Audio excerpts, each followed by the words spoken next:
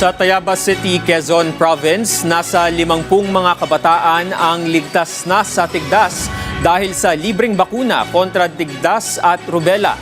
Tayabas City Health Office iginiit na ligtas ang naturang bakuna, kaya't wala umano dapat na ikabahala ang mga magulang para sa kanilang mga anak. Si Carmi Isles ng Radyo Pilipinas Lucena sa sentro ng balita. Mga superhero na naiyak. Ganito ang eksena sa Ligtas-Tigdas Measles Rubella Supplemental Immunization Activity o MRC at kick-off ceremony sa Tayabas City, Quezon. Dedma sa saglit na iyak para sa pangmatagalang proteksyon ng mga bata kontra tigdas at rubella.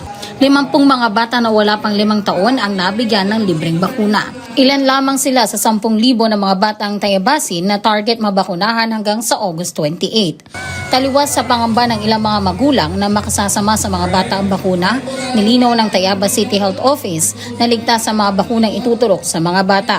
Inihikayat po kayo namin na makiisa po dito sa ginagawa kong MRCA o Measles Rubella Supplementation Activity natin dito sa lungsod po ng Tayabas. Ang bakuna po natin ay huwag po kayong mangamba. Ito po ay matagal na po natin ginagamit at sigurado pong ito po ay safe para sa kalusugan po ng ating mga kabataan.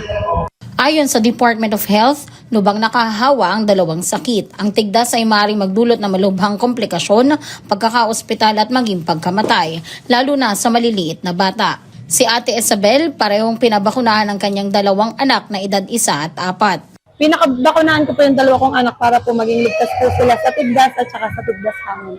Si Nanay Annalisa, hindi rin pinalampas ang pagkakataon na mapabakunahan ang una niyang apo. Para po ang aking apo ay maging ligtas sa sakit na tigdas at tigdas hangin na lumalaga po sa ating. Bukod sa libreng bakuna, binigyan din ng vitamins, micronutrient powder food supplement, ilang art materials at laruan ng mga batang nabakunahan.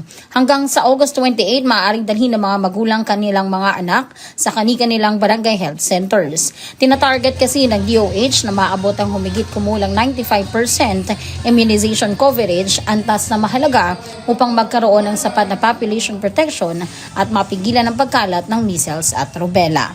Mula rito sa Quezon Province para sa Integrated State Media, Carmi Isles ng Radyo Pilipinas at Radyo Publiko.